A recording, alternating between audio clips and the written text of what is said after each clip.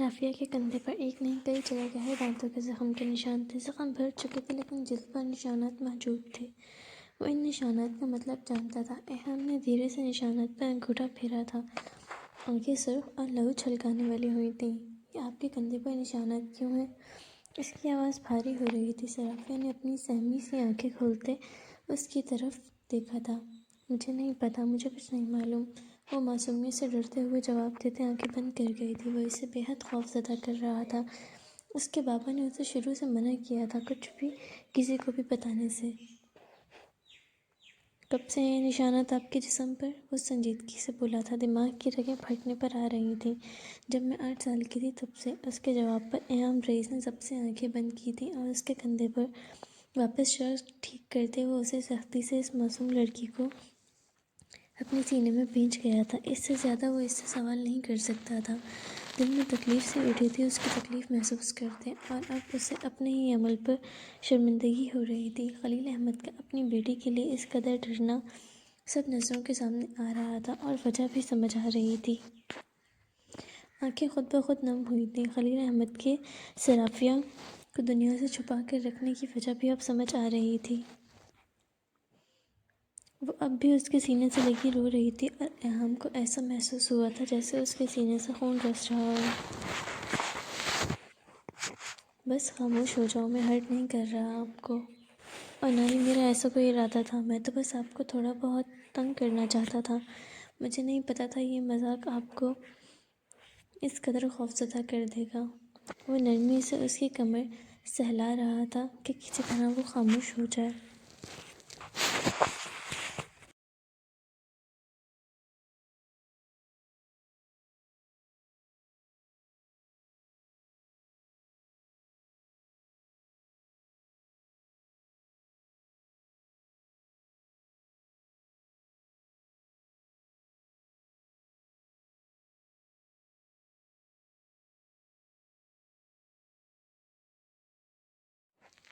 اچھا سوری، معاف کر دو، لیکن خاموش تو ہو جاؤ۔ اسے خود سے دور کرتے ایہاب نے رافیہ کے چہرے کو ہاتھوں کے پیالے میں بھرا تھا۔ آپ جھوٹ بول رہے ہیں، آپ بھی مجھے اس انکل کی طرح ہرٹ کریں گے۔ مجھے بابا کے پاس جانا ہے، پلیز جانے دیں۔ وہ روتے ہوئے التجا کر رہی تھی اور ایہاب کا دل مٹھی میں آیا تھا۔ میں وعدہ کر رہا ہوں آپ کو ہرٹ نہیں کروں گا۔ وہ آپ کے بابا ہیں تو میں بھی آپ کا شوہر ہوں۔ آپ کا اب مجھ سے بھی کوئی رشتہ لگتا ہے، اور آپ تو پیاری سی بیوی ہیں میری۔ شوہر کبھی اپنی بیویوں کا ہرٹ نہیں کرتے۔ آپ ریلیکس ہو جائیں پلیز۔ اب کی بار وہ لہجے کو نرم رکھتے اسے آرام دہ کرنے کے لیے بولا تھا اور نرمی سے اس کا ماتھا چوما تھا، اور اس شفقت بھرے لمس پر نرم لہجے پر رافیہ کی سسکیاں تھمنے لگی تھیں۔ اس نے اپنی بھیگی کانچ گری سی آنکھیں اٹھا کر شخص کو دیکھا تھا، لیکن آنکھوں میں ابھی بھی بے یقینی تھی۔ اپنے بابا کے علاوہ اس نے کسی پر بھی بھروسہ کرنا نہیں سیکھا تھا۔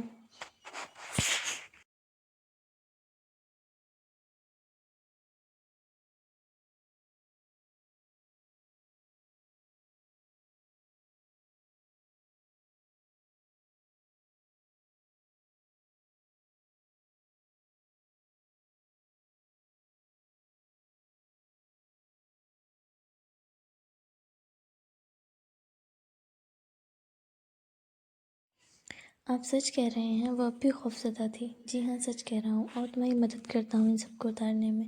کھانا تو نہیں کھایا ہوگا آپ نے، کچھ کھائیں گی آپ؟ وہ اس کا ہاتھ تھامے اسے نرمی سے بیڈ پر بٹھاتے ہوئے کہہ رہا تھا۔ وہ آنکھیں پوری طرح سے کھولے اس شخص کو دیکھ رہی تھی۔ اپنے بابا کے بعد پہلی بار اس نے کسی کا اتنا نرم لہجہ اور لمس محسوس کیا تھا۔ اس کے سر پر لگے سرخ دوپٹے کی پنس اتارتے اس نے بھاری سے سرخ دوپٹے کو اتار کر سائڈ پر رکھا تھا۔ پہلی بار بغیر دوپٹے کے اس کا وجود دیکھتے اس کے اندر ہلچل ہوئی تھی، لیکن وہ نظریں پھیر گیا تھا، جبکہ پہلی بار اس طرح کسی انجان شخص کے سامنے بغیر دوپٹے کے وہ غیر آرام دہ ہونے کے ساتھ ساتھ جھجک بھی محسوس کر رہی تھی، اور وہ اب اس کو پہنائی جانے والی بھاری جیولری سے آزاد کر رہا تھا۔ آپ نے میرے سوال کا جواب نہیں دیا، وہ اب اس کے بالوں میں لگائی جانے والی لاتعداد پنس کو اتارتے ہوئے پوچھ رہا تھا۔ کون سا؟ اس نے اپنی آنکھوں کو رگڑ کر آنسوؤں کو صاف کیا تھا۔ کھانا کھائیں گی آپ؟ ایہاب نے رافیہ کے چہرے کی طرف دیکھا تھا، اس نے فوری سر ہاں میں ہلایا تھا۔ کل سے تو وہ مسلسل رو رہی تھی، کھانے کو تو اس نے دیکھا بھی نہیں تھا۔ اب بھوک لگ رہی تھی، جبکہ ایہاب نے اس کے بالوں میں لگی پنس کو اتارتے دماغ خراب ہونے لگا تھا۔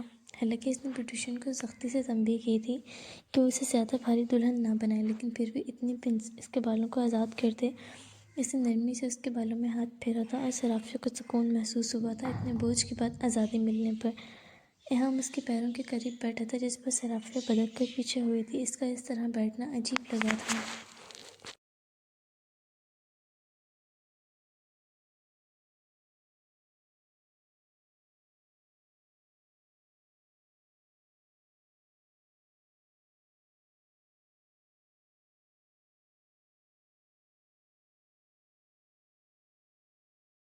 ریلیکس، میں صرف آپ کے جوتے اتارنا چاہتا ہوں۔ میں خود اتار لوں گی، آپ دور ہٹیں۔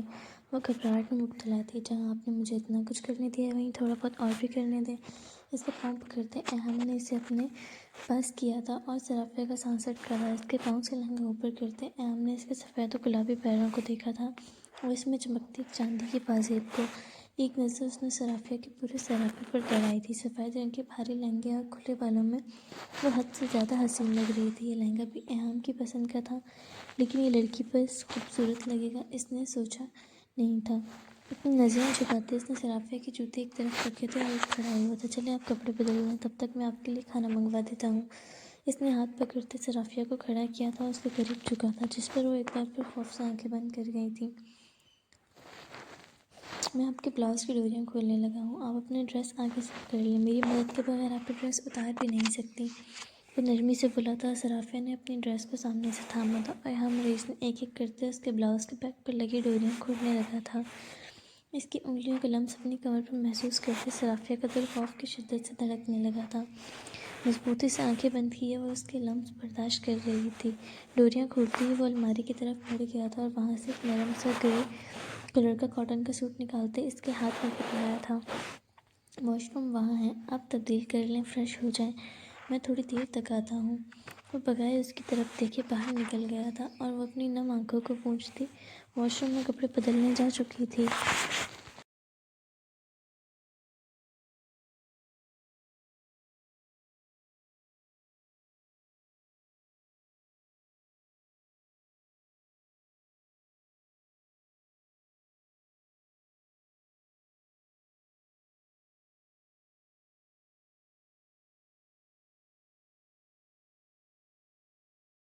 جس قدر طیش میں اس وقت اس کا دماغ تھا، اسے ایسا محسوس ہوتا تھا کہ اس کے دماغ کی رگیں پھٹ جائیں گی۔ اگر اس وقت بھی سرافیہ کو ہلکی سی خراش بھی آ جاتی تو وہ برداشت نہیں کر سکتا تھا، اور وہ اتنی چھوٹی سی عمر میں اتنا کچھ برداشت کر چکی تھی، اور وہ اب تک تکلیف میں تھی، خوف میں تھی۔ یہی سوچ سوچ کر اس کا دل پھٹنے پر تھا۔ اسے حد سے زیادہ غصہ خلیل احمد پر آ رہا تھا، اور اس وقت اپنا تمام غصہ نکالنے بھی خلیل احمد کے گھر پر ہی جا رہا تھا۔ وہ اندھا دھند ڈرائیونگ کرتے خلیل احمد کے گھر پہنچا تھا۔ گھر میں داخل ہوتے ہی اسے خلیل احمد کو ڈھونڈنے کے لیے زیادہ محنت نہیں کرنی پڑی تھی۔ وہ سامنے ہال میں پریشان سا بیٹھا تھا۔ جب کسی کی داخلی دروازے پر موجودگی محسوس کرتے اس نے نظریں اٹھا کر دیکھا تھا اور ایہام رئیس کو اس وقت یہاں پاتے اسے جھٹکا لگا تھا اور چہرے پر غصہ دیکھتے وہ کچھ حد تک سمجھ گیا تھا۔ اس نے ایہام رئیس کے آس پاس سرافیہ قریشی کو تلاش کرنے کی کوشش کی تھی۔ وہ جانتا تھا کہ جیسا شخص وہ ہے وہ اپنے کپڑوں پر ایک دھبا بھی برداشت نہ کرے۔ وہ کہاں ایک داغدار لڑکی کو اپنی زندگی میں اپنی بیوی کے طور پر برداشت کرے گا۔ اسے لگا تھا کہ وہ اسے سرافیہ قریشی کو واپس کرنے آیا ہے، لیکن اس کے اعتراف میں اسے سرافیہ کہیں نہیں دکھی تھی۔ تب تک ایہام رئیس اس کے قریب پہنچ چکا تھا۔ اس سے پہلے کہ خلیل احمد کچھ سمجھ پاتا، ایہام اسے ایک جھٹکے سے کالر سے دبوچتے دیوار کے ساتھ لگا چکا تھا اور اپنی سرخ آنکھوں سے اس کی آنکھوں میں دیکھا تھا، اور خلیل اسے ایسے دیکھتے پریشان ہوا تھا۔ ایہام کا دل تو اس وقت اسے خون زدہ کر دینے کا کر رہا تھا، لیکن وہ اس کی عمر کا لحاظ کرنا نہیں بول پا رہا تھا۔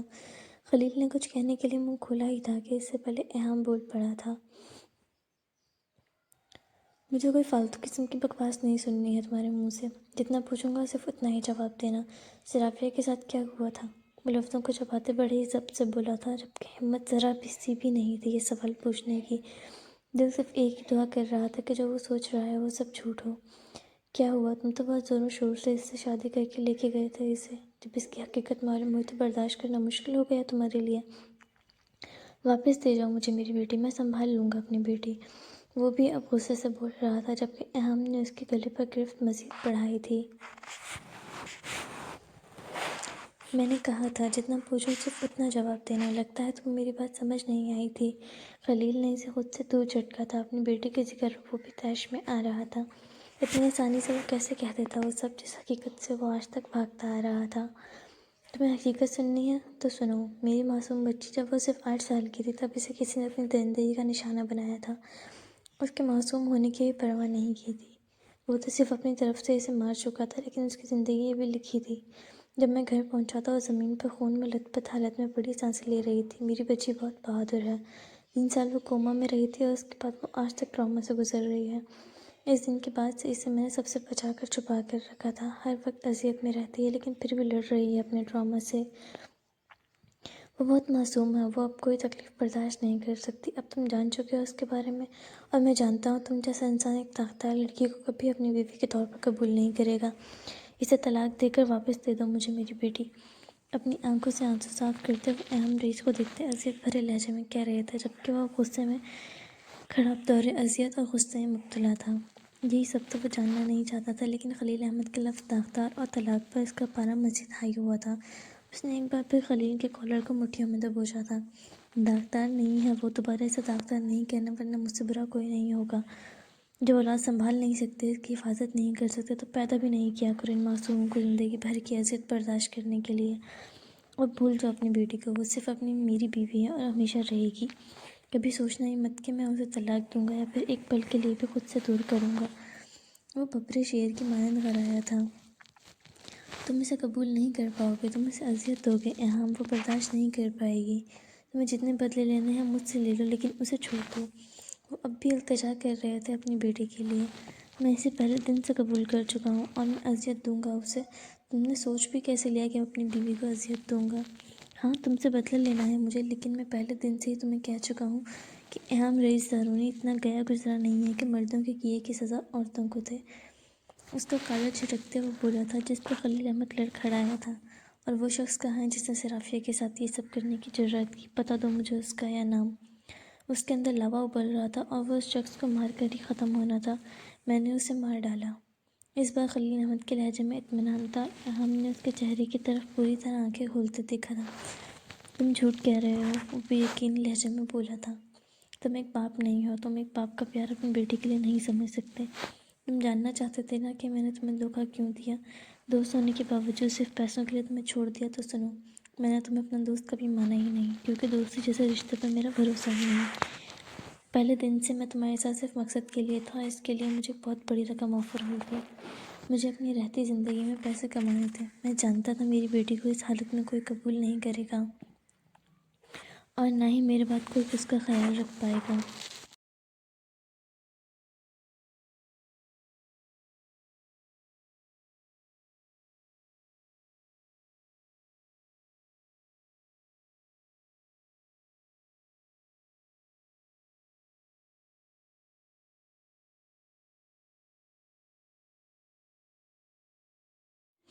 मैं उसके लिए अपनी दौलत इकट्ठी करना चाहता हूँ, इतनी ज़्यादा कि मेरे बाद उसकी रहती ज़िंदगी तक कोई परेशानी ना हो। और ना इसके लिए मुझे कुछ करना भी पड़ेगा, मैं करूँगा। वो अहम रईस की आंखों में देखते एक अहद से बोला था। अहम इसे देखता रह गया था। वो एक बाप था, लेकिन बाप अपनी बेटियों के लिए कुछ भी कर गुजरते हैं। उसे आज हर एक वजह समझ आ रही थी और एक बाप की तकलीफ भी। अहम रईस ने एक गहरी सांस ली थी। अंदर गुस्सा अब कम हो रहा था। अपनी बेटी के लिए अब बेफिक्र हो जाओ, अब वो मेरी जिम्मेदारी है। उसे ज़िंदगी भर ना कोई तकलीफ़ आने दूंगा, नहीं इसकी आंखों में आंसू। तुम भूल जाओ इसे और अपनी ज़िंदगी पर तवज्जो दो। तुम्हें ज़रूरत नहीं है अब इसके लिए कुछ करने की। जो कुछ करना है वो मैं खुद कर लूँगा। वो इसका कंधा तब तक पता चल पड़ा था। खलील अहमद ने उसे उम्मीद से देखा था। आंखों में अपनी बेटी के रोशन मुस्तकबिल की एक उम्मीद चाहिए थी। क्या तुम सच कह रहे हो? क्या तुम उसे उसके माजी के साथ कबूल कर लोगे? उसे हमेशा अपना बना कर रखोगे? उसे कभी कोई गम नहीं आने दोगे? वो बुलंद आवाज़ से उम्मीद से बोल रहे थे और अहम रईस ने उसकी तरफ देखा था। मैं उसे बहुत पहले ही कबूल कर चुका था और उससे निकाह करके मैंने अपनी कबूलियत पर मोहर लगाई है। मैं यकीन से तो नहीं कह सकता, लेकिन मैं उसे उसके भयानक माजी से भी निकाल लूँगा। वो बेतअसुर लहजे में बोला था, जबकि खलील अहमद मुस्कुराया था। उसने एक बाप के दिल पर पल रखे सालों के बोझ को एक पल में उधार फेंका था। और वो अहम रईस को जानता था, जो वो कहता है वो करके दिखाता है।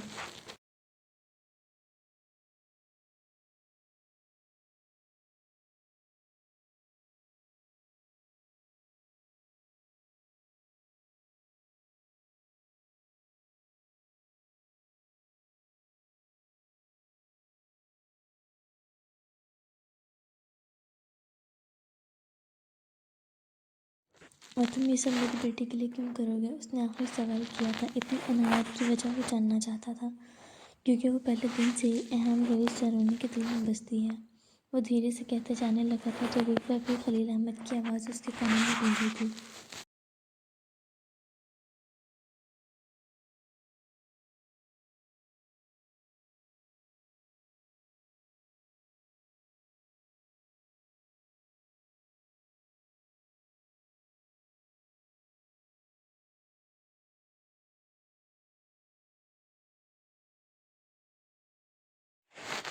اتنے احسان کر چکے تو ایک احسان اور بھی کر دو، مجھے معاف کر دو۔ میں جانتا ہوں میں نے جو تمہارے ساتھ کیا غلط کیا، لیکن مجھے میری بیٹی سے دور نہیں کرو، مجھے اس سے ملنے سے نہیں روکو۔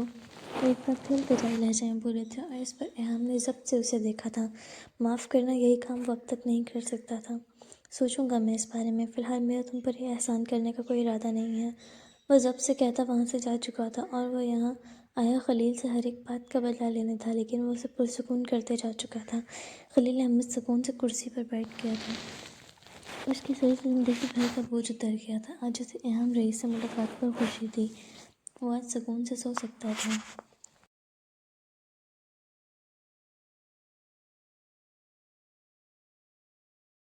رات 3 بجے کے قریب آہستہ سے دروازہ کھولتے کمرے میں داخل ہوا تھا۔ کھانا کمرے میں رکھوانے کے بعد وہ دروازہ لاک کر کے گیا تھا تاکہ وہ کہیں جانے کی کوشش نہ کرے۔ اسے لگا تھا وہ سو گئی ہوگی، لیکن اس کمرے میں ٹہلتے دیکھ وہ حیران ہوا تھا۔ آپ سو نہیں ہیں ابھی تک؟ وہ نرمی سے بولا تھا، جبکہ اس کی آواز پر وہ چونک کر پیچھے مڑی تھی۔ وہ ایک بار پھر اسے دیکھ کر خوفزدہ ہوئی تھی۔ ایہام نے اس کی گلابی بند دیکھا تھا، مطلب وہ اب تک روتی رہی تھی۔ گرے رنگ کی آنکھوں سے ملتے جلتے سوٹ میں سر پر سلیقے سے دوپٹہ رکھے وہ کم عمر پیشیزہ اب بھی انتہا کی حسین لگ رہی تھی۔ وہ مجھے نئی جگہ پر نیند نہیں آتی، وہ ہچکچاتے بولی تھی۔ آپ کوشش تو کر کے دیکھیں، آپ کو نیند آ جاتی۔ ویسے بھی آپ کو یہاں پر سونے کی عادت ڈال لینی چاہیے۔ آج کے بعد سے آپ کو یہیں پر ہی سونا ہے، یہاں پر ہی رہنا ہے زندگی بھر کے لیے۔ وہ نرمی سے بول کر اس کے قریب ہوا تھا۔ اس پر صرافیہ کی آنکھیں دوبارہ نم ہونے لگی تھیں اور ایہام ریز پریشان ہوا تھا۔ اس نے ہاتھ بڑھا کر اسے چھونا چاہا تھا، جس پر وہ بدک کر پیچھے ہوئی تھی اور ایہام نے بھی اپنا ہاتھ واپس کھینچ لیا تھا۔ وہ اس کی حالت اب سمجھ سکتا تھا۔ کیا ہوا؟ اب تو میں نے آپ کو کچھ نہیں کہا، اب کیوں رو رہی ہیں؟ وہ پریشان سا تھا اس کی حالت دیکھ کر۔ مجھے بابا کے پاس جانا ہے، پلیز مجھے ان کے پاس چھوڑ دیں۔ وہ پریشان ہو رہے ہوں گے، وہ رو بھی رہے تھے جب آپ مجھے لائے۔ وہ ابھی تک رو رہے ہوں گے، پلیز مجھے ان کے پاس چھوڑیں۔ وہ سسکتے اپنی آنکھوں کو رگڑتے بولی تھی اور ان دونوں باپ بیٹی کا ایک دوسرے سے پیار دیکھتے ہوئے خود کو ان کے درمیان بلند محسوس کر رہا تھا۔ اس کی ایک بار پھر سے قریب ہونے پر ایہام نے اس کے دونوں بازوؤں کو تھامتے اپنے قریب کیا تھا۔ وہ نارمل لڑکی نہیں تھی جو ہر بات آسانی سے سمجھ جاتی، یقیناً اسے ہر چیز سمجھانے میں محنت کرنی پڑے گی، وہ جان چکا تھا۔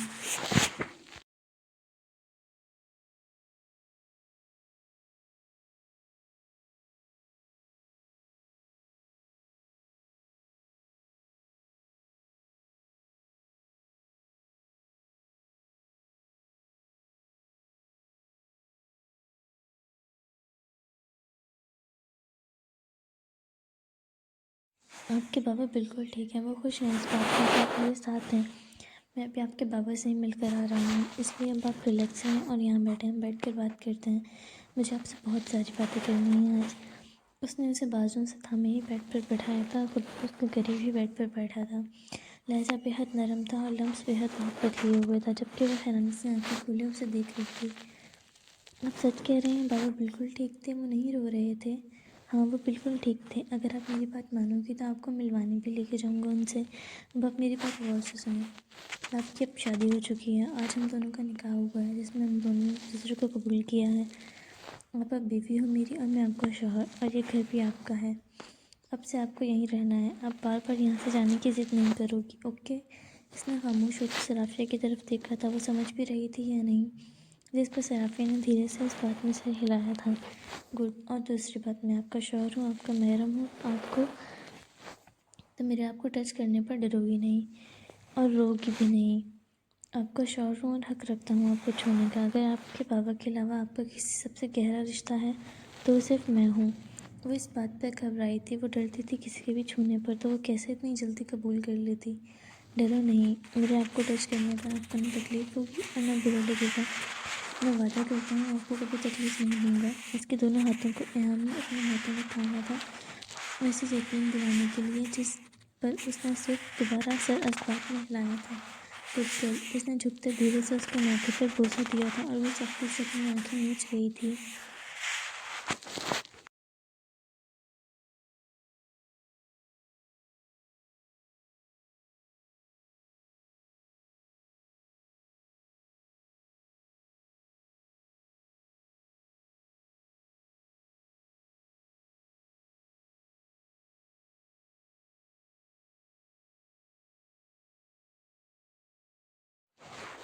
ایہام نے ایک محبت بھری نظر اس کے چہرے پر ڈالی تھی۔ کتنی خواہش کی تھی دل نے جس دن پہلی بار اسے دیکھا تھا، اسے پانے کی، اسے کمرے میں دلہن محرم بیوی کے روپ میں دیکھنے کی، اور آج وہ اس کے سامنے تھی، اس کی تھی، صرف اس کی۔ ایہام نے اپنے ہاتھ میں تھامے صرافیہ کے دونوں ہاتھوں کو باری باری چوما تھا اور مہندی کی بھینی بھینی خوشبو اس کے نتھوں سے ٹکرائی تھی۔ اچانک یہ کچھ خیال آنے پر اس نے صرافیہ کے دونوں مہندی سے سجی ہتھیلیوں کو کھول کر دیکھا تھا اور بغور اس میں کچھ ڈھونڈنے لگا تھا، جس پر وہ پریشان سی ہوئی تھی، ہاتھ چھڑوانے کی کوشش کرنے لگی تھی، جبکہ ایہام سے اس نے ہاتھوں کو تھوڑا مضبوطی سے تھامتے سے سخت نظروں سے دیکھا تھا، جس پر وہ فوری گھبرا گئی تھی۔ بس کچھ وقت کے لیے سکون سے رہو، آہستہ سے کہتے ہوئے دوبارہ اپنے کام میں مشغول ہو گیا تھا۔ آپ کیا کر رہے ہیں؟ کچھ نہیں، آپ کے ہاتھوں میں اپنا نام ڈھونڈ رہا ہوں، آپ کو معلوم ہے کہاں ہوگا؟ وہ اس کے ہاتھوں کو الٹ پلٹ کر دیکھتا، اس کی کونیوں تک لگی مہندی میں اپنا نام ڈھونڈ رہا تھا، جبکہ وہ اس کی بات پر حیران ہوئی تھی۔ لیکن میں نے تو آپ کا نام لکھوایا ہی نہیں، تو پھر آپ کا نام کیسے ہوگا میرے ہاتھوں میں؟ آپ نے نہیں لکھوایا، لیکن میں نے تو لکھوایا تھا۔ جس نے آپ کو مہندی لگائی تھی وہ لڑکی میری ہی بھیجی ہوئی تھی، اور اس نے میرا نام آپ کے ہاتھوں میں لکھا تھا، اب مل نہیں رہا۔ لیکن آپ نے کیوں لکھوایا تھا؟ وہ بہت پریشان سی ہوئی تھی۔ کیونکہ مجھے آپ سے نکاح کرنا تھا۔ ان کے ہاتھ میں لگنے والی مہندی میں دلہے کا نام چھپا کر لکھا جاتا ہے، جسے اس کے شوہر نے ڈھونڈنا ہوتا ہے، اور شادی ایک ہی بار ہوتی ہے۔ اس میں بھی اگر آپ کے ہاتھ پر کسی اور کا نام لکھا جاتا تو میرے دل کا کیا ہوتا؟ وہ بے اختیاری میں بول گیا تھا، جبکہ وہ حیران پریشان سی اسے دیکھ رہی تھی۔ اسے تو ایسا کچھ بھی نہیں پتا تھا۔ جب اب کو اپنے نام کو نہ ڈھونڈ پانے پر پریشان تھا، اب تو اسے شبہ ہونے لگا تھا اس کا نام لکھا گیا ہے بھی یا نہیں۔ آخری کوشش اس نے صرافیہ کی انگلیوں کو کھول کر دیکھا تھا، اسے پہلی انگلی کے درمیان والے حصے میں الف لکھا نظر آیا تھا اور وہ مسکرا دیا تھا۔ خفیہ طور پر نام لکھنے کی ترکیب اسے پسند آئی تھی۔ تمام انگلیوں کو خم دیتے اسے اپنے نام کے پورے 5 حروف اس 5 انگلیوں میں نظر آئے تھے۔ دیکھو مل گیا، خوشی سے مسکراتے اس نے صرافیہ کو دکھایا تھا، اور وہ حیرت سے دیکھ رہی تھی۔ سب کچھ نیا تھا، اسے تو یہ معلوم بھی نہیں تھا۔ چلو اب سو جاؤ، اور میں کوشش کرتا ہوں آپ کو نیند آ جائے گی۔ یہاں لیٹ جاؤ آپ، یا جس طرف بھی آپ سونا چاہو سو جاؤ۔ اس نے تکیے کی طرف اشارہ کیا تھا اور وہ خاموشی سے لیٹ گئی تھی۔ میں کپڑے بدل کر آتا ہوں۔ وہ اس پر کمفرٹ اڑاتے چلا گیا تھا، جبکہ وہ کالی نظروں سے اب چھت کو گھور رہی تھی۔ وہ یہاں پر کتنا غیر آرام دہ محسوس کر رہی تھی، کتنا خوفزدہ تھی، وہ چیز وہ ایہام کو بیان نہیں کر سکتی تھی، اور نہ ہی وہ یہ سمجھ سکتا تھا۔ لیکن ایک بات سے پرسکون بھی تھی کہ اگر وہ اس کی بات مانے گی تو وہ اسے بابا کے پاس لے جائے گا۔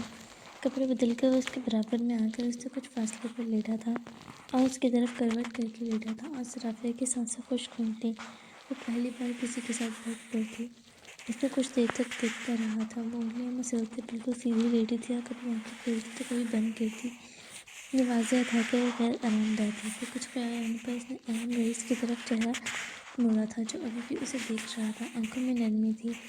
میرا ٹیڈی بیئر بھی میرے گھر پر رہ گیا، مجھے اس کے بغیر نیند نہیں آتی۔ اس کی آواز پر خود سے رومانسی ہوئی تھی۔ تو کوئی بات نہیں، اب آپ کو ضرورت بھی نہیں، اب میں ہوں آپ کے پاس، اب آپ مجھے ہگ کر کے سونے کی عادت ڈال لیں۔ صرافیہ کی کمر میں ہاتھ ڈالتے اس نے اسے اپنے قریب کھینچا تھا، اپنے دونوں بازوؤں کو اس کے قریب لپیٹتے اسے اپنے سینے سے لگایا تھا، جبکہ اس اچانک فطرت پر صرافیہ کا رشی کا سانس تک رک گیا تھا، اس کا جسم کپکپانے لگا تھا۔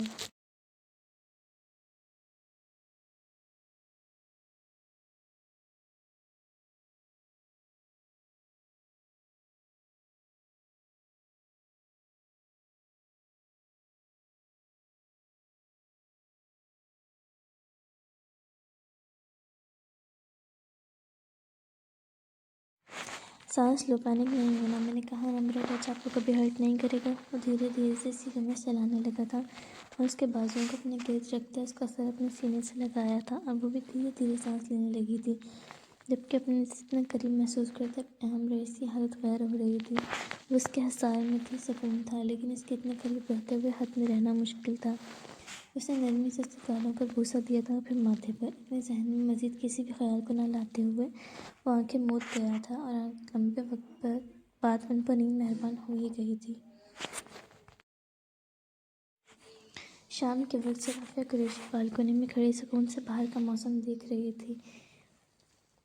چہرے پر خوشی نہیں تھی تو اداسی بھی نہیں تھی، خوف نہیں تھا تو مکمل بے خوف بھی نہیں تھی۔ ذہن اب بھی کئی الجھنوں، کئی سوچوں میں الجھا ہوا تھا۔ بے شک اس شخص اسے کچھ محسوس نہیں ہونے دیتا تھا، لیکن اتنی بھی بچی نہیں تھی کہ کچھ سمجھ نہ پاتی۔ اسے سمجھ آتا تھا کہ وہ اس پر ترس کھا رہا ہے، لیکن اس کے ساتھ رہتے وہ اس بات سے مطمئن تھی کہ وہ شخص باقیوں جیسا نہیں ہے۔ وہ اسے ہرٹ نہیں کرے گا، وہ ایک اچھا انسان ہے اور وہ اس جیسی لڑکی ڈیزرو نہیں کرتا، وہ بہتر ڈیزرو کرتا ہے۔ وہ اپنے بابا کو بے حد یاد کر رہی تھی۔ پچھلے 1 مہینے سے وہ ان سے نہیں ملی تھی اور اب ایسا لگ رہا تھا کہ وہ مزید ان سے نہ ملی تو رو پڑے گی۔ اپنے خیالات میں گمسم سی تیزی سے کسی نے پیچھے سے اپنے حصار میں لیا تھا اور نرمی سے اس کے دائیں گال پر لب رکھے تھے، جس پر وہ آنکھیں موند گئی تھی۔ وہ ڈری نہیں تھی اس لمس سے، اتنے عرصے میں آشنا ہو چکی تھی۔ یہ روزمرہ کی روٹین تھی۔ اہم رئیس اس وقت آفس سے واپس آتا اور اسے گلے لگاتے اس کے گال پر لب رکھتا۔ وہ اس حد سے آگے کبھی نہیں بڑھا تھا اور نہ ہی اس نے صرافیہ قریشی پر کوئی پابندی لگائی تھی اور نہ ہی اس پر کوئی ذمہ داری تھی۔ اہم رئیس کے ساتھ رہتے رہتے اب وہ کافی حد تک اس کی عادی ہوتی جا رہی تھی۔ اہم رئیس نے اس کا رخ اپنی طرف پھیرا تھا اور اس کے چہرے کو اپنے ہاتھوں کے پیالے میں تھامتے اس کے ماتھے پر ہونٹ رکھے تھے۔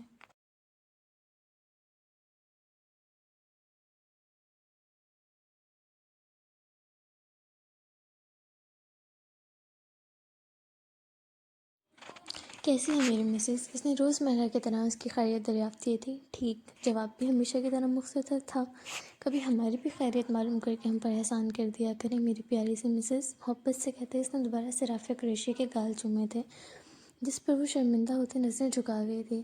آج کا کھانا گھر کھائیں یا باہر؟ روزمرہ کی طرح اس نے فیصلہ اس پر چھوڑا تھا اور وہ جانتا تھا کہ جواب کیا آئے گا۔ مجھے باہر نہیں جانا، وہ نظریں جھکائے ہوئے بولی تھی۔ ویسے میں سوچ رہا تھا کہ آج ہم ڈنر کرنے کے بعد آپ کے بابا سے بھی ملنے جائیں، لیکن آپ نہیں جانا چاہتی تو ٹھیک ہے۔ وہ لاپرواہی سے کندھے اچکاتے جانے لگا تھا جب فوری صرافیہ نے نظریں اٹھاتے اسے دیکھا تھا۔ نہیں، میں جانا چاہتی ہوں۔ صرافیہ نے معصومیت سے پلکیں جھپکی تھی اور اہم رئیس اپنا رخ دوبارہ اس کی طرف کرتے قریب ہوا تھا۔ ٹھیک ہے، میں آپ کو لے جاؤں گا، لیکن اس کے بدلے مجھے کیا ملے گا؟ وہ فرصت سے گرل کے ساتھ ٹیک لگا کے کھڑا ہوا تھا۔ میں کیا دے سکتی ہوں؟ میرے پاس تو کچھ بھی نہیں ہے۔ وہ پریشان سی حد سے زیادہ معصوم اور پیاری لگی تھی اور اہم رئیس کو اس پر ٹوٹ کر پیار آیا تھا۔ آپ دے سکتے ہیں، اب تو سب کچھ آپ کا ہی ہے۔ خیر، مجھے آپ سے ایک بے حد قیمتی چیز چاہیے۔ وہ تحمل سے بولا تھا اور وہ مزید پریشان ہوتے سوچ میں ڈوبی تھی، ایسا کیا تھا اس کے پاس قیمتی، جبکہ وہ پریشان سی مزید پیاری لگ رہی تھی۔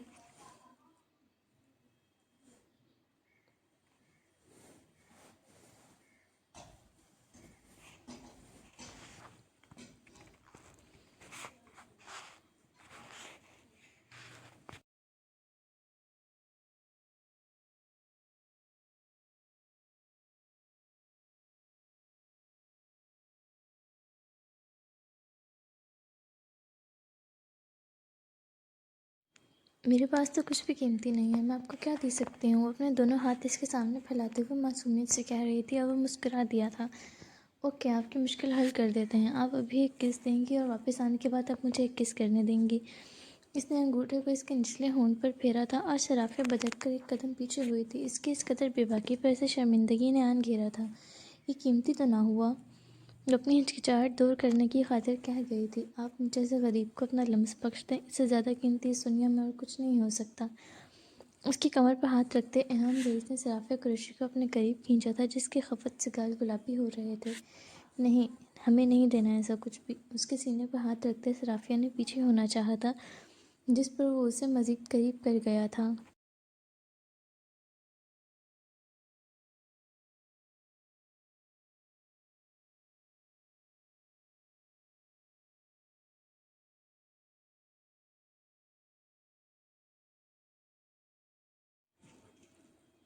دے دینا یار، وعدہ کرتا ہوں دوبارہ کبھی آپ سے ایسی گزارش کرنے کی گستاخی نہیں کرے گا یہ بندہ ناچیز۔ بس گال پر ایک کس دے دیں۔ وہ اپنے گال پر انگلی رکھتے دنیا جہاں کی معصومیت اپنے لہجے میں سموئے مہک گفتگو تھا، اور صرافیہ نے نظریں اٹھاتے اس کی طرف دیکھا تھا۔ اگر ہم نہ کریں تو آپ ہمیں بابا سے ملوانے لے کر نہیں جائیں گے؟ وہ پریشان سی تھی، جس پر ایہام نے صرف اس بات میں سر کو جنبش دی تھی۔ پھر تو آپ بہت برے ہیں۔ وہ خفا خفا سی مزید پیاری لگ رہی تھی، اور وہ مسکرا دیا تھا۔ آپ کا پیار پانے کے لیے بننا پڑتا ہے، ورنہ آپ تو ہمیں کسی خاطر میں ہی نہ لائیں۔ چل اب جلدی کریں، ورنہ زیادہ رات ہو گئی تو ہم جا نہیں پائیں گے۔ اس نے اپنا چہرہ صرافیہ کے چہرے کے قریب کیا تھا، اور صرافیہ نے ایک گہری سانس لی تھی۔ اگر بابا سے ملنا تھا تو اس کے علاوہ کوئی حل نہیں تھا، اور دل تھا کہ بے حد تیز دھڑک رہا تھا، اور ہمت بھی نہیں تھی ایسا کچھ کرنے کی۔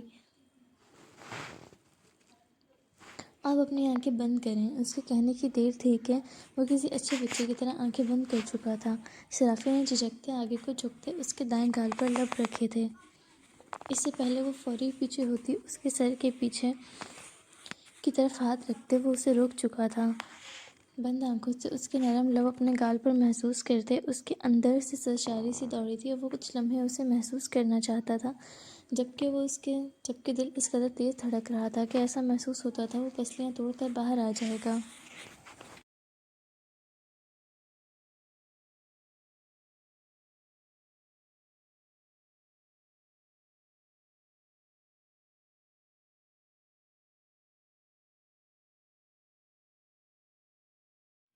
کچھ لمحوں بعد وہ پیچھے ہوا تھا۔ اب جلدی سے تیار ہو جائیں، پھر چلتے ہیں۔ اسے آزاد کرتے وہ باہر کی طرف چل پڑا تھا۔ وہ مزید اس کے لیے کوئی مشکل نہیں کرنا چاہتا تھا، جبکہ وہ اپنے دل کے مقام پر ہاتھ رکھتے وہیں بیٹھ گئی تھی۔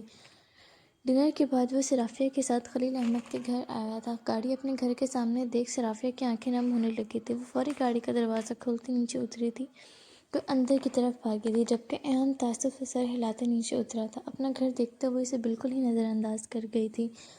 لاؤنج میں داخل ہوتے ہی صرافیہ کی نظر اپنے بابا پر پڑی تھی، جو اینک لگائے کوئی کتاب پڑھنے میں مصروف تھے۔ بے اختیار صرافیہ کی آنکھوں سے آنسو بہہ نکلے تھے۔ اتنے دنوں بعد انہیں دیکھتے وہ بھاگی تھی اور جا کر ان سے لپٹ گئی تھی۔ وہ ایک دم چونکے تھے، اپنی بیٹی کو دیکھتے ہوئے بے اختیار مسکرائے تھے، اور کتاب چھوڑتے وہ اپنے بازو اس کے گرد لپیٹتے اسے گلے سے لگا گئے تھے، اور وہ ان کے گلے لگے اب ہچکیوں سمیت رو رہی تھی۔ اتنا عرصہ وہ اپنے بابا سے کبھی دور نہیں رہی تھی۔ اسے دیکھتے وہ بے انتہا خوش ہوئے تھے۔ کتنا یاد کیا تھا انہوں نے اپنی بیٹی کو، لیکن پھر کچھ خیال آنے پر انہوں نے ارد گرد دیکھا تھا، اور لاؤنج کے داخلی دروازے پر انہیں ایہام رئیس کھڑا دکھائی دیا تھا۔ دل میں انہوں نے اس کا بھی شکریہ ادا کیا تھا۔ انہیں لگا نہیں تھا کہ ایہام اسے کبھی ان کی بیٹی سے ملنے دے گا۔ آؤ اندر، وہاں کیوں کھڑے ہو؟ وہ صرافیہ کو اپنے قریب بٹھاتے سے مخاطب ہوئے تھے۔ وہ اب دشمن نہیں بلکہ ان کا اکلوتا داماد تھا۔ نہیں، بس دیکھنے آیا تھا، آپ میری بیوی کو رلا تو نہیں رہے، اور میری توقع کے عین مطابق آپ وہی کر رہے ہیں۔ خیر، آپ کی یہ بیٹی ہے، جب آپ دونوں فری ہو جائیں تو میری بیوی کو باہر بھیج دیجیے گا، میں باہر انتظار کر رہا ہوں۔ وہ باپ بیٹی کی ملاقات میں کباب میں ہڈی نہیں بننا چاہتا تھا۔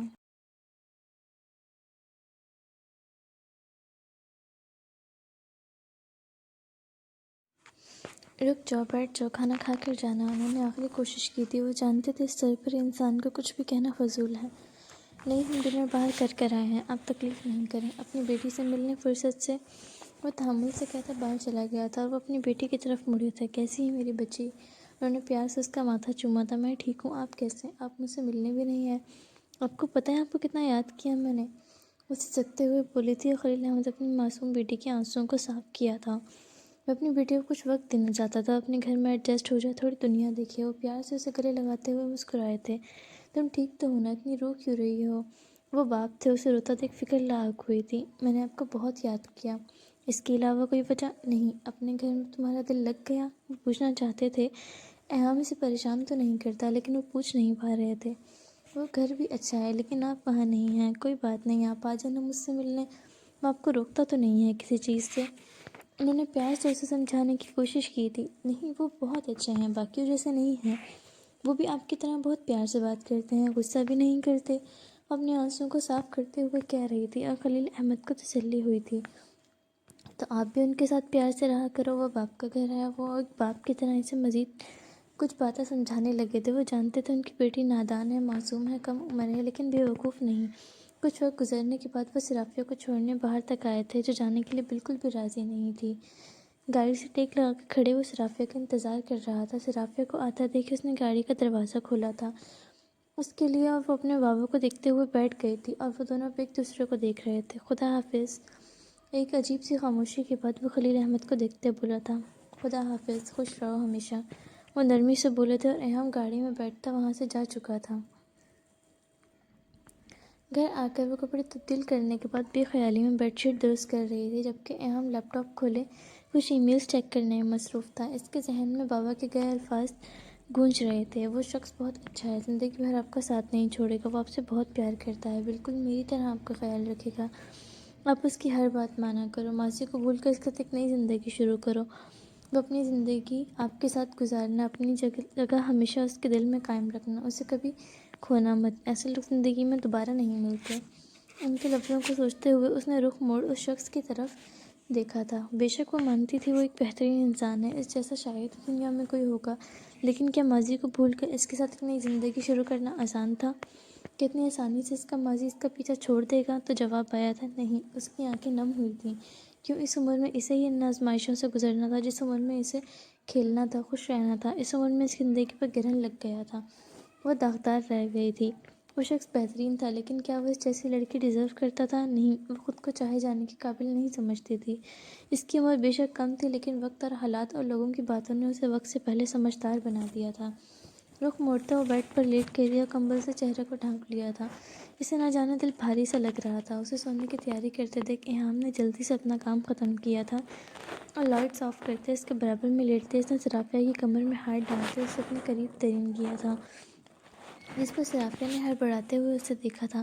آپ ابھی سے سونے کی تیاری پکڑ رہی تھیں، آپ بھول گئیں کہ ابھی کچھ رہتا ہے، آپ نے اپنا وعدہ بھی پورا نہیں کیا۔ وہ خفا ہوا تھا، کیا میں نے تو کوئی وعدہ نہیں کیا تھا؟ اس کے چہرے کو اپنے قریب ترین محسوس کرتے وہ گھبرا رہی تھی۔ ہلکی روشنی میں وہ اس کے چہرے کو بآسانی دیکھ سکتی تھی۔ کوئی بات نہیں، میں یاد دلا دیتا ہوں مسز۔ اس نے دھیرے سے صرافیہ کی نچلی لب پر انگوٹھا پھیرا تھا، جس پر اس کے دل کی رفتار بے حد تیز ہوئی تھی۔ نہیں، ہم نے ایسا کوئی وعدہ نہیں کیا تھا۔ وہ فوراً مکر گئی تھی اور ایہام نے آنکھیں چھوٹی کرتے اسے بغور دیکھا تھا۔ آپ اس طرح نہیں کر سکتی، اپنی بات پوری ہونے پر اب پھر رہی ہیں۔ اگر میں نے ایسا کیا تو آپ کو اچھا نہیں لگے گا؟ وہ خفا سا کہہ رہا تھا اور صرافیہ کی حسیات فوراً بیدار ہوئی تھیں۔ کیا مطلب تھا اس بات کا؟ کیا اگر ہم نے آپ کی بات نہیں مانی تو کیا آپ ہمیں بابا سے ملوانے نہیں لے کر جائیں گے؟ وہ گھبراتے ہوئے بولی تھی، جس پر ایہام نے معصومیت سے سر اس بات میں ہلایا تھا۔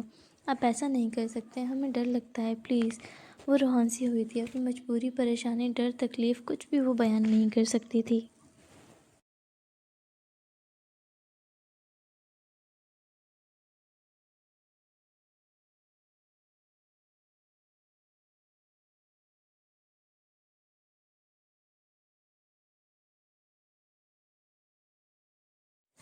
میں آپ کے تمام ڈر سمیٹ لوں گا، آپ کو ایک پل کے لیے بھی خوف زدہ نہیں ہونے دوں گا، مجھ پہ ایک بار بھروسہ کر کے تو دیکھ لیں، مجھ سے کبھی نراش نہیں ہوں گے آپ، خود کو میرے حوالے کر دیں، ہر چیز سے بے فکر ہو جائیں، میں سب سمیٹ لوں گا آپ کی زندگی میں جو بھی بکھرا ہے۔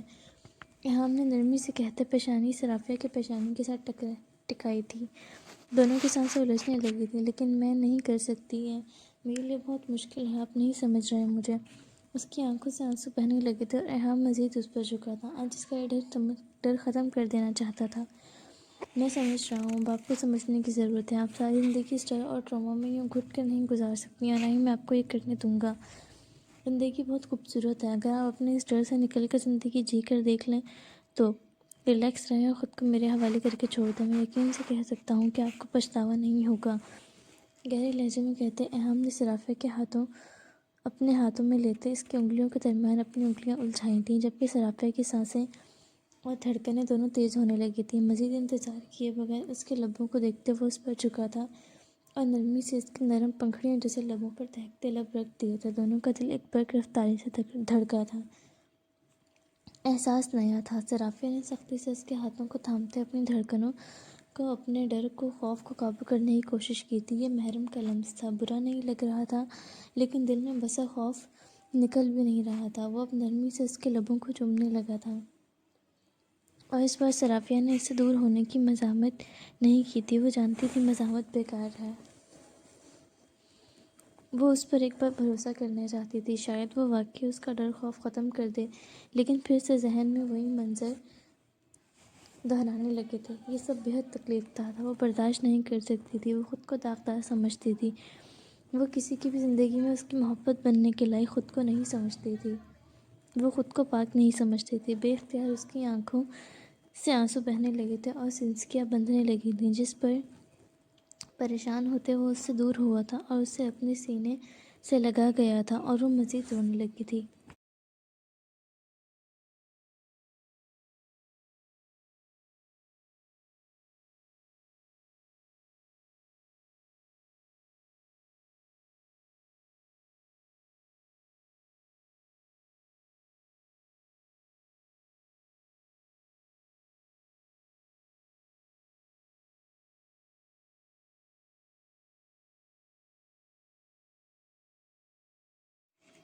کیا ہوا؟ اب کیوں رو رہی ہیں آپ؟ وہ نرمی سے اسے سنبھال رہا تھا۔ مجھے ڈر لگ رہا ہے، وہ سسکیوں کے درمیان کہہ رہی تھی۔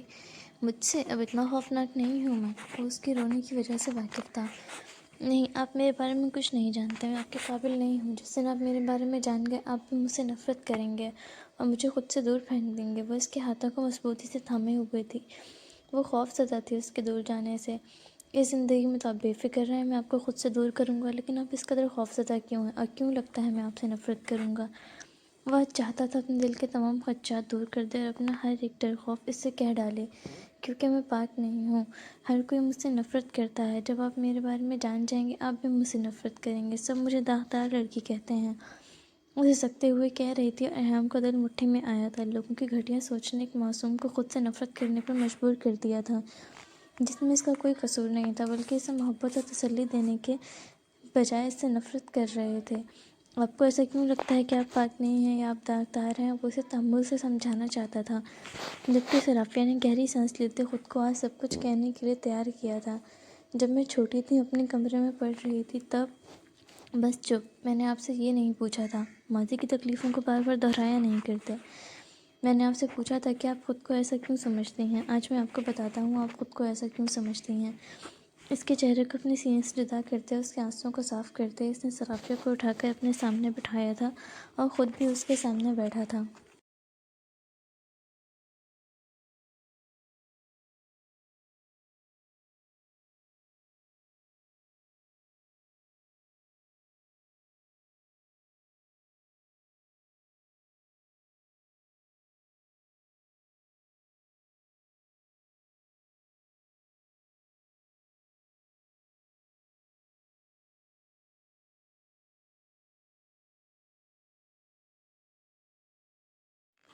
آپ خود کو ایسا اس لیے سمجھتے ہیں کیونکہ لوگوں کی کئی باتوں پر آپ یقین رکھتی ہیں اور خود پر نہیں۔ لوگوں نے آپ سے جو کہا آپ نے مان لیا۔ کیا آپ نے کبھی خود پر غور کیا کہ آپ ایسی ہیں، کہ آپ بد کردار ہیں؟ اس کے کہنے کی دیر تھی کہ صرافیہ نے فوری نفی میں سر ہلایا تھا۔ میں جانتا ہوں آپ نہیں ہیں۔ جب آپ بد کردار نہیں ہیں تو آپ میرے قریب ہی نہیں بلکہ آپ باقی عزت اور محبت کیے جانے کے قابل ہیں۔ وہ ایک حادثہ تھا آپ کی زندگی میں جو گزر گیا۔ اوپر والے نے آپ کو نئی زندگی بخشی ہے تو آپ اسے جئیں، نہ کہ گھٹ گھٹ کر یوں خود کو ختم کریں۔ آپ میری محبت ہیں اور میری بیوی بھی، جس کی میں دل سے عزت کرتا ہوں۔